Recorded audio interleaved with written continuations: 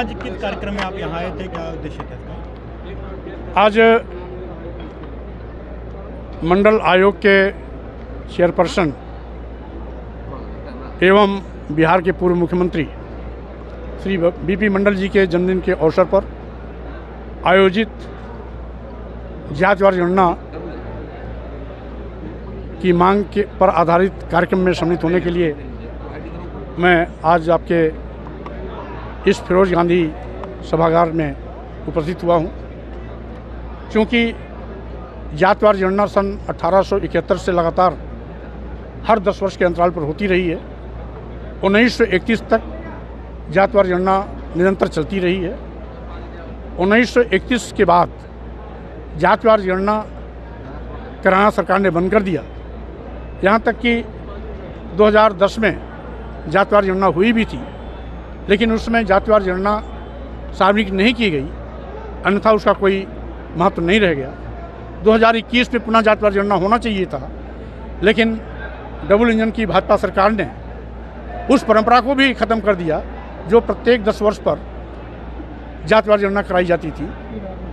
और हम समझते हैं ये जातिवार जनगणना कराने की मांग समय समय पर भाजपा के नेताओं ने भी किया, कांग्रेस के नेताओं ने भी किया, लेकिन जब जब ये सत्ता में आते हैं तब तक जातिवार जनगणना से कतराते हैं। और माननीय उच्च न्यायालय, माननीय सर्वोच्च न्यायालय ने कई बार इस बात को इंगित भी किया कि पिछड़े वर्गों के आरक्षण से संबंधित जब मामला न्यायालय में पहुंचा तो उन्होंने सरकारों से जातिवार जनगणना प्रस्तुत करने की बात की, तो सरकारों ने ये कह के पल्ला झाड़ लिया कि जातिवार जनगणना का कोई आंकड़ा है उपलब्ध नहीं है, इसलिए वो यहाँ पर प्रस्तुत नहीं किया जा सकता।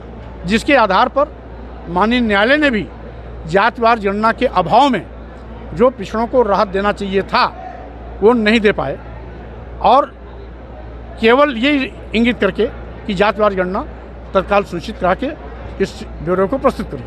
राजभर ने जो बात कही, राजभर ने बोला कि जो दुमका कांड हुआ है उसमें सपा का ही यहाँ था, सपा ही इस तरह के बयानबाजी करती है, इससे लोग आपके ऊपर इस तरह की चीज़ें कर रहे हैं। शाही कांड भी आपके साथ ऐसी चीज़ें हुई। भाई, जब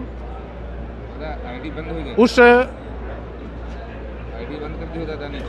घटना को कारित करने वाला खुद अपने को भाजपा का बता दिया तो अब किसी के सर्टिफिकेट की आवश्यकता ही नहीं रहेगी।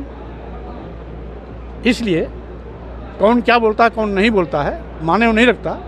घटना कारित करने वाला अगर उसने इस बात को स्वीकार कर लिया कि हम भाजपा के कार्यकर्ता हैं, भाजपा से एडवोकेट भी हैं, तो इतना ही पर्याप्त है। माननीय जी, हिंदू राष्ट्र की बात चल रही थी, आपने देशद्रोह की बात कही, वही बाबा बागेश्वर का कहना है कि जल्दी ही हिंदू राष्ट्र घोषित किया जाए भारत को। अब आज तक भारत कभी हिंदू राष्ट्र था ही नहीं।